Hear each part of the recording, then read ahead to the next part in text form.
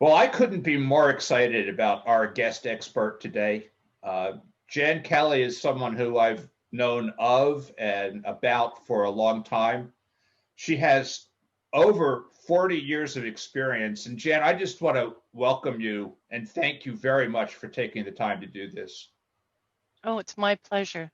My pleasure, Merle. So Jan has, as I was saying, over 40 years of experience in the finance and insurance industry. Over 30 years ago, she started and is the CEO and president of Kelly Enterprises, which is an organization that's designed to be a full service F&I sales and training consulting company, uh, really focused on helping teach and educate dealers in the RV, marine, power sports, and auto industries, uh, kind of best practices and how to make the entire F&I process more efficient, more productive, and more profitable for the dealerships and their associated business partners. Um, she is an acknowledged industry expert. Everybody who's been in this industry at all knows about Jan Kelly, and she's been published, she's spoken, she's facilitated 20 groups. I mean, honestly, if it's about F&I and Jan doesn't know it, it's not a question that exists. So, hey, Jan, with that, we'll jump in. Again, I appreciate you being here, but let's kind of start out. Our topic for this webinar is 100% turnover, and um, first of all, I think that's a topic, especially lately. I've been hearing about it and talking about it more and more and more. And yet, the execution of it seems to still be problematic. So why do you think that is? And what can people do about it? And the second part of this question, which is not exactly related, but it might be, is there's some conversation about whether the finance manager should be referred to as a finance manager, a business manager, a delivery coordinator. Do you think that matters generally? And do you think that matters specifically as it pertains to 100% turnover? Or maybe it varies by industry. Well, Merle, can we take this in two parts? Absolutely. Your first part of the question, you asked why is the 100% turnover not as pronounced or not as closely followed as it should be? I battle that every time I walk into a dealership. And quite frankly, it's a lack of a consistent process. And sometimes that's a sales manager that is not compensated off of F&I revenue, so they really don't care about F&I revenue. And in that case, the owner really needs to sit down with the manager and say, do you want to still be a sales manager? Because this is our plan. This is what is expected, and you will support the finance office, or you will not be the sales manager, and thank you very much for sharing. And that's the end of that, all right? A lot of times, the sales managers get so overwhelmed with the influx of business since this coronavirus thing hit that they just got people lined up after their door and they're just after the next deal. That finance manager can certainly be a wonderful partner if the sales manager will let them. They can quite often close that deal with people who are just on the fence thinking, oh, I might want it, I might not want it. Does it fit my budget? I wonder what the rate is. Oh my gosh, all the questions that they have in their mind, but obviously they're not articulating. And certainly the salesman and sales manager would not know because they have not run the credit report. So they're shooting arrows in the dark. So it's just as easy for that salesman to say, oh, but you can come in and bring in cash, or oh, you can come in and bring in your own money from the credit union. That'll save you gobs of time when you're here at delivery. The other thing is that more and more of their deals are being closed over the phone and online. And today's customer shops online for the exact floor plan they want. And that's because their orders are so far in the future that they can order it, but holy cow, it takes a long time to get it. Well, if they go online, search for a particular floor plan, they can find a dealer that has that. Then it's just a matter of contacting them, get on the phone, them either driving to the dealer or arranging for the delivery to take place in their driveway. That turnover for the remote customer is really a challenge, because now the sales department has to have faith in the unknown, and that's scary for a lot of them. So how do you overcome that? That's with a sales manager and a finance manager working in tandem to establish and maintain a consistent process. And that's going to take that finance manager time in a sales meeting to role play in front of the salespeople, so the salespeople will have confidence in what's being said to their customer. I know when I do training this year, it's been at dealerships, kind of one-on-one. We role play, I mean, me and the finance manager, over and over and over that conversation with the consumer who they cannot see. And I get them to invite them to a Zoom meeting or a GoToMeeting to where they can establish a line of sight. I've created PowerPoint presentations with their products so they can have, just like flipping through the old presentation book, so they can give the customer something to look at. So all of the finance details can be arranged prior to the customer getting there, but that takes a sales department making that contact with the customer ahead of time. As soon as that customer says, yes, I want that unit. Yes, that price is grand. Yes, I can afford that. Yes, I agree to the trade value. Within 10 minutes of that customer making that decision, they're online shopping for money. So in a lot of cases, they may say cash to the dealership, but it's really coming from somewhere else. And what a lot of sales managers and salesmen don't represent is that if that customer has to liquidate their investments to pay for that RV or that boat, that's going to cost them a minimum of 10%. I mean, their little financial broker just takes 10% right off the top and says, thank you very much for your support. And yes, you can go out there shopping. That's great.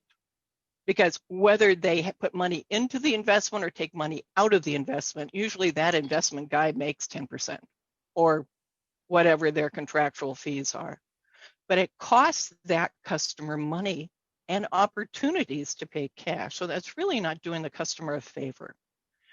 They need to get the finance manager involved as quickly as possible. Even if it's just a soft introduction, that's a start. Now, the next part of your question was, does it matter what the finance person is called? Yes. All right. A delivery coordinator to me is a clerk that does nothing more than print forms and get signatures. They don't sell. They don't handle any objections. They're a support person. All right. And there's sometimes that sales manager and finance manager, they are two separate but equal departments. They need each other. One cannot do it by themselves, especially in the internet world, because a lot of those dealers, they're still selling things on the internet at far below their margins that they used to hold. So finance income is essential for the health of every dealership. Merle, did I give you enough there to chew on? Yeah, you did.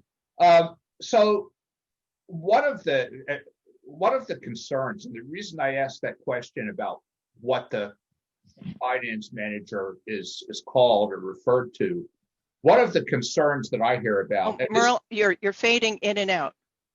I'm sorry. So is this better? Can you? Yes. Okay. One of the concerns that is expressed to me, particularly in the marine and the RV space, is that at some level that finance office and finance manager have been a little bit poisoned for the customer by an experience in a franchise car dealer. And so they're wondering if it's not possible maybe to use the business manager term, something to take some of the fear and resistance and make it more natural for that customer to be talking to somebody else. Well, now let's talk about the terminology here, because when I was in finance, I was always a sales business manager. All right. And that word sales business manager separated me from the business manager who was a controller. But in today's dealerships, all right, the receptionist doesn't, I would say, screen all the calls efficiently. They'll just say, can I speak to the business manager? And they really need to be speaking to the accounting office about a bill, and finance gets it. And finance doesn't know what to do with it. So they go, well, can you just call me the finance manager because I handle the financing? Well, yes, but they also take care of the business of getting that unit titled, getting that the trade title into the dealership. They have to follow the funds. So they follow that deal all the way until the money is into the dealership's bank account. So personally, I prefer sales business manager. Now, I have a client who's up in Canada. He doesn't want any managers, so his business department, sales business managers, they're known as financial presenters. All right, that's okay. I mean, a financial presenter is a professional way of saying we've got somebody here that's professionally trained who can talk to you about the business of getting this purchase paid for. Because sometimes we pull a credit bureau and the best thing on it's our inquiry. All right. So we pray the person has money, green with the numbers on the corners, and a lot of them. And I've had some business managers do a perfect cash conversion, and then they pull that bureau, and my gosh almighty, the guy would need to be co-signed by the Pope to get it. All right. So then he goes, please don't do anything with that money, but we got another idea, plan B. All right. And so they go to plan B. Well, plan B is to get a local bank to take their money, hold it as security so they can establish a good credit rating for him. So the next time when he wants to upgrade a unit, he will be in a position to get financed and to get approved at a decent rate. I mean, there's no risk to the local lender because they've got the total price locked up in a CD. Right. So that's plan B. So, how you refer to the people certainly matters. Sometimes people, if they go, oh, I have to send you to the finance person. Oh, well, that term "have to" is like, oh my gosh, if I don't do it, I'm going to be shot. Instead of the next part of our process is getting the paperwork and the sale documented. Our business manager will take care of that. So there's a whole different attitude in scenarios like that. I would agree. Some auto people, their finance department is less than what I would consider honorable. That's one reason why I left that industry, and I only have very few auto clients anymore. There's a reason for that. All right. The RV people are different. And if somebody comes in with their guard up, then all they got to do is chat with the business manager for just a second. If they don't want to come in, the business manager will go out to where they are. I mean, they're flexible. But that's really why it's important for the business manager to be notified of the deal, either by phone, by text, and one dealership I have, they just put out, a text to the business office, game on. Game on means there's a deal about to happen. Come to the sales manager's office for details right away. I mean, don't wait, just come unless you're with a customer. But that sales manager should know where the finance person is at all times. Are they with a client? Are they in a meeting? Are they talking with a lender? Are they available? Or do they have a web meeting going on? And so again, they got to work hand in glove. They got to work as a team, and that's for maximum efficiency for both departments.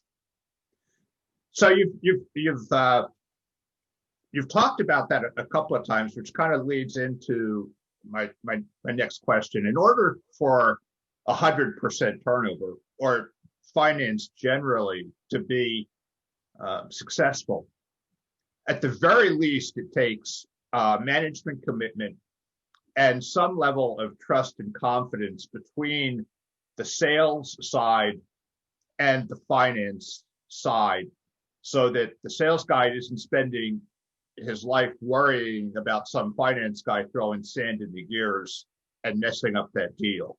Absolutely. So how do you talk about role playing? How do you go about trying to instill the management commitment and that trust inside an organization, inside a dealership?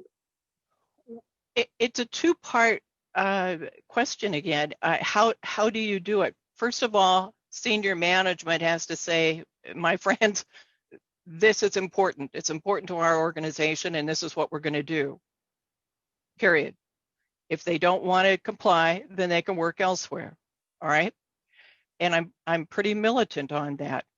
They could be the nicest person on the planet, but if they don't support the whole dealership, then that's a problem.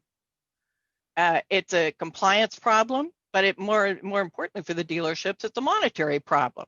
All right, they're not making the margins that they need to without the finance office. So how do you foster this other than dictating it? Very easy. You pay them a part of the commission to finance, or from finance to the salesman and to the sales manager. So I call that share the wealth. They have a vested interest. So the better the finance office does, the better they do. Because if the store is not holding the front end margins like they used to, then guess what? The salesmen aren't making the money on the sales they used to make. Where are they going to make up that shortfall? Through the finance office. I mean, somebody would, when I was in finance, they said, Jan, why are you paying the salesman $75 every time you sell a service contract? I said, I would pay them $75 for them to be quiet and let me sell it. All right. I mean, that way they don't overpromise anything. I can sell it. I know what I've said. I know what we can do, and life is good. The customer's happy, salesman's happy, I'm happy. So it's not necessarily paying the salesman and expecting them to tee it up or sell it. Sometimes we pay them to be quiet. All we want them to do is ask about, golly, on your trade, did you have a service agreement when you bought it? Yes or no? And if the customer says yes, I want to hear, oh, that's good. And then if they said no, oh. Did you have protective coatings applied to the interior of the coach? That stuff that's been around for a long time. Did you have it? No? Oh. Is that important? Why, yes. That's all I want them to say on the trade. That's it. Because that does two things. First of all, it validates the number that trade comes back with. All right. Either it's worth that little because I kept saying no, or it's worth that much because they have all those things. And if somebody comes back and says, well, ABC dealership down the line says that coach is worth $5,000 more, I can look that customer right in the face and say, did they ask all the questions that we did? And the answer is no. So they really didn't give you a true value, did they? Oh, so maybe our number really is the right number. See, those questions, they work for the sales department, but they also plant seeds. So that's all I want the salesman to do. And the other thing is that if their customer comes back and says, well, Fred, Fred's a salesman, is that service contract really a good idea to get? I want that salesman without hesitating to say yes. And many of our customers get them. Hope you did. All right. Otherwise, guess what? you and I both know that that RV and that marine customer is going to be in the shop, and the shop is always smiling. You know why they're always smiling? Because they get paid. They get paid either by the warranty or by the service contract or by the customer or by the sales department, but they get paid. They're always happy. That's why they greet everyone with a smile. Hi, come on in. Water's fine. So I hope I've answered your question. Yeah, no, you did. So I think if a customer comes in and they say they want to finance, the turnover is kind of natural because there's no way that's going to happen without that turnover happening. It is the I'm paying cash customers that generate, I think, the angst and some of the turmoil. Can you talk just a little bit about? And I think you have, but maybe expand on it a little bit. Why it is so important that the I'm paying cash customers get to the finance office? Well, I'm going to probably go in a little bit different tack. Why is it important for that finance department to talk to the cash customer? It is critical because in this day and time, it is essential that that customer be able to have and maintain a cash cushion and still have the toys that they want. And they can. Rates are low today still, thank goodness. And financing opportunities, the lenders are very, very, very supportive of the RV and marine industries. If there's any way on earth to make a deal, they will make it. All right. What people in the finance office failed to do is they failed to put that customer who's paying cash in an equity position. All right. So when they are talking numbers, they need to put that customer in a comfort zone and say, you know, if I only needed some of your money, not all of it, and you could still have a good, healthy cash cushion, would you be interested? I just need 2 minutes, and anybody will give you 2 minutes. And then that finance person needs to bring out their HP 12C, do a cash conversion, or have some already pre-made that they can zip on over in an email and say, can I email this to you? I'd like to explain it. And then show them at today's rates, you know, at today's ROI on a 5-year CD rolled over a couple of times, what that means. Because they're going to have, yes, it's going to cost some money to finance, but they're going to have that CD that's making money for them. They're going to have that RV or that boat right there, giving their family happy memories. And they're going to have a payment that they can afford because that's the same amount of money they were setting aside to build that nest egg in the first place. So it's critical that they put that deal in an equity position out of the gate.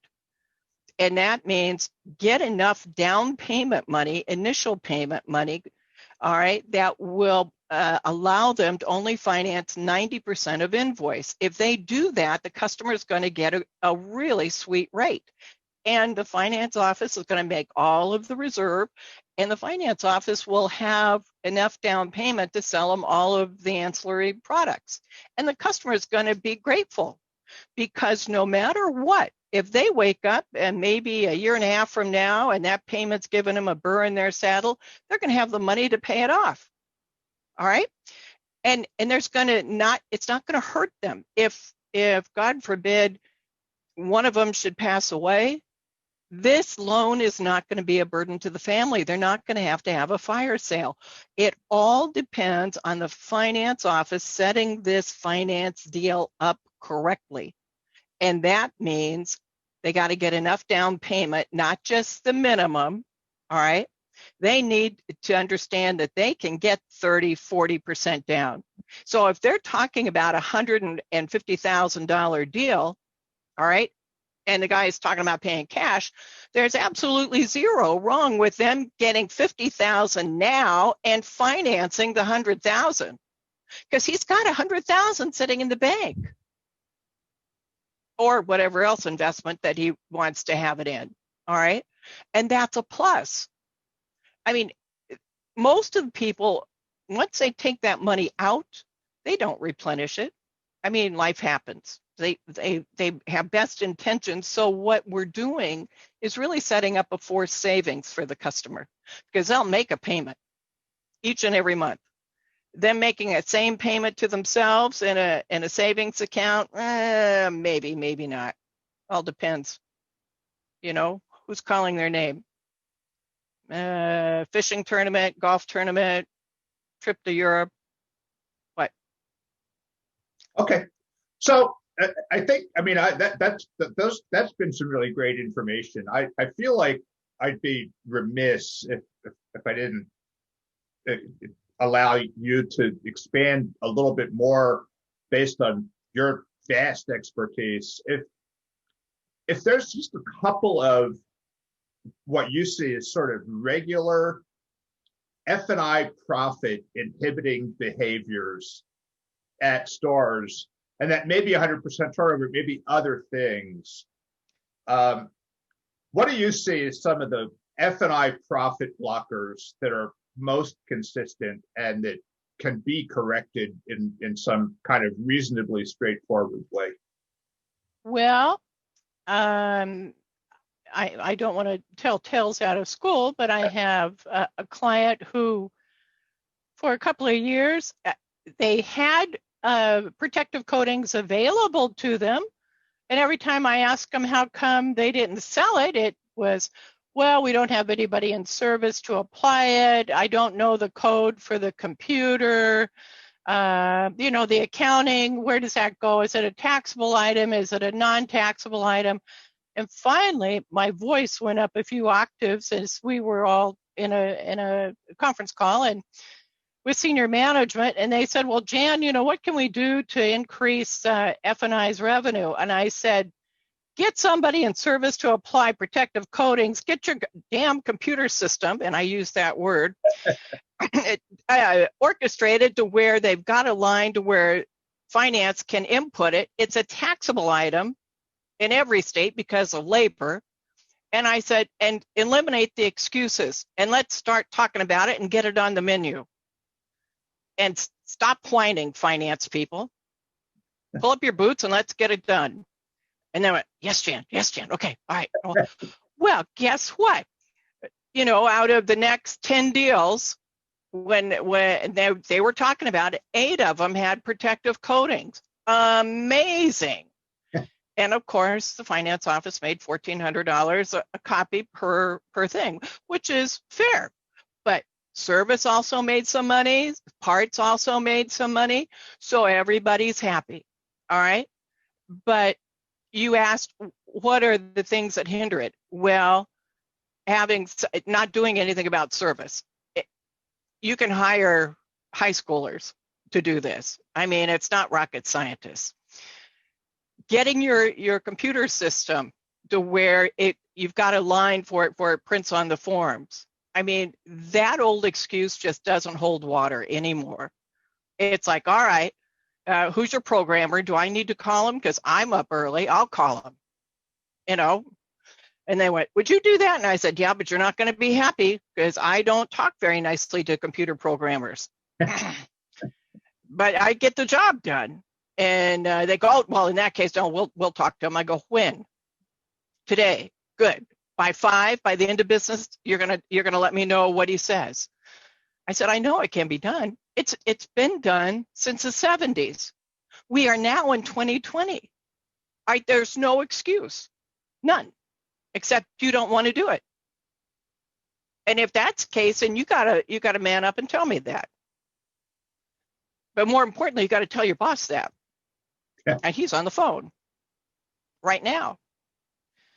No, we want to do it. And I said, that's excellent. Okay, now we got the ball rolling. So it's just a matter of everyone deciding, yes, this is a valuable product. Yes, it's good for the customer. Yes, we want to represent it, and we're going to. Not just signing up and saying, oh, yes, that's wonderful. All right, you got to follow up. You got to have a process. who's going to put it on, when is it going to be put on. It's a first visit sale. So again, prior to the customer getting there, then all of this has to be talked about, because there is no better time than to put it on before delivery. You would agree with me that that coach is never going to be cleaner than it is when they get it delivered, right? Yep. So it needs to be applied prior to delivery. I just think people, they get in a comfort zone, and sometimes finance managers make so much money that they're comfortable. So once that happens, then they start putting their buying habits into their customers' pockets. And I've had to tell more than one manager in my lifetime, look, it's not you making the payments, it's them. All you're doing is giving them an opportunity to protect their investment. I said, now, are you going to make up the difference when that thing comes back and it's got stains in it and it's faded and the decals look like hell? Oh, and they want to trade it in to you because guess what? They bought it from you, so you're the one that knows the value of it. How much are you going to step up for that? Then if you know that unit is coming back at some point in time, then don't you owe it to yourself to make that have the best looking unit you can possibly get? You can sell it a whole lot quicker if it looks pretty than if it looks oxidized. And they will pay for it. So it's attitude. It's attitude with financing. I've had finance managers go, oh, Jan, you don't understand our clients. I go, all right. What's so different about your clients? Because I do have some Ferrari clients, and I can tell you, those boys and girls get dressed one leg at a time, just like I do. There's no spring-loaded cowboys that go on the board from the bed to their Levi's and boots. And, you know, I could, if you see that, you'd let me know, because I could sell tickets to that one. And they go, oh, well, you don't have to be like that. And I went, well, then what's so different about them? Oh, they have more money than God. How did they get that? Did they work for it? Did they invest it? Was it inherited? Did they find it under a rock? What was it? Was it the curse of Oak Island that they found the cave finally? Did they get it? I don't know. What's different about them? Do they want value for the dollar spent? Yes, everybody does. Will they listen? Yes, if you present it in a professional manner and if you don't drag it out and put them to sleep. So, and if you're enthusiastic. So if you believe in your product, believe in your service, and if you're committed to giving service to the customer, then all is going to be well. But it's attitude. You are providing, as a finance manager, a service to the consumer and to the sales department. And that is worth everything. That's awesome. That's just a fantastic view. And certainly I see a lot of the things that you've been talking about, and you couldn't be more correct. Well, listen, Jan, I don't want to take up a lot more of your valuable time, but I, again, really appreciate you being here. I think this was an incredibly valuable set of information that you gave. So thank you very, very much. You're most welcome. Let me know, and maybe we can do it again at some time. Have a great